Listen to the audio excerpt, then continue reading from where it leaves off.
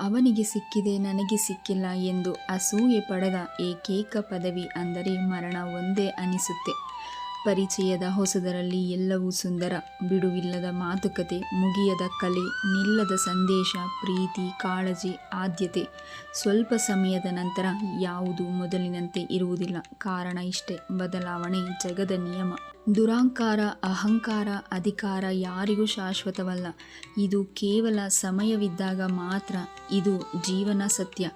ಕನಸುಗಳು ಬಣ್ಣವಾಗಿರಬೇಕೇ ವಿನಃ ಬದುಕೇ ಬಣ್ಣವಾಗಬಾರದು. ನೀವು ಒಳ್ಳೆಯವರೆಂದು ಮಾತ್ರಕ್ಕೆ ಜನ ನಿಮ್ಮನ್ನು ಪ್ರೀತಿಸುತ್ತಾರೆ ಅಂದುಕೊಳ್ಳಬೇಡಿ. ಸುಲಭವಾಗಿ ಬಳಸಿಕೊಳ್ಳಲು ಕಾಯುತ್ತಾ ಇರುತ್ತಾರೆ ಅಷ್ಟೇ.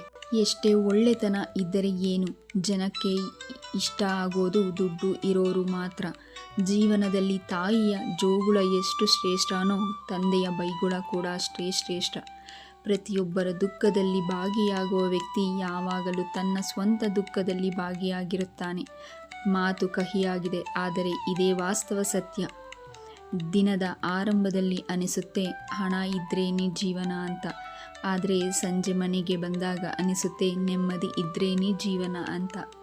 ಬಾಳೊಂದು ನಿಗೂಢ ಪಯಣ, ಆದಿ ಅಂತ್ಯ ನಮ್ಮ ಇಚ್ಛೆಯಂತಿಲ್ಲ. ಯಾನ, ನೋವು, ನಲಿವು, ಅನಿರೀಕ್ಷಿತ.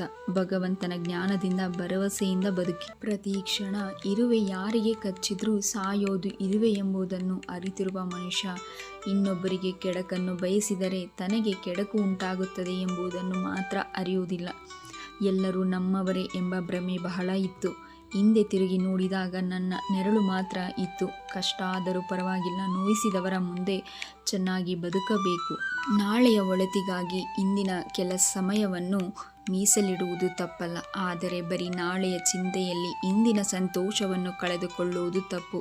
ಕೋಪ ಎಲ್ಲರಿಗೂ ತಕ್ಷಣ ಬರುತ್ತೆ, ಆದರೆ ತಾಳ್ಮೆ ಎಂಬುದು ಬದುಕನ್ನು ಚೆನ್ನಾಗಿ ಅರಿತವನ ಬಳಿ ಮಾತ್ರ ಇರುತ್ತೆ. ಧನ್ಯವಾದಗಳು. Please subscribe the channel, like and share.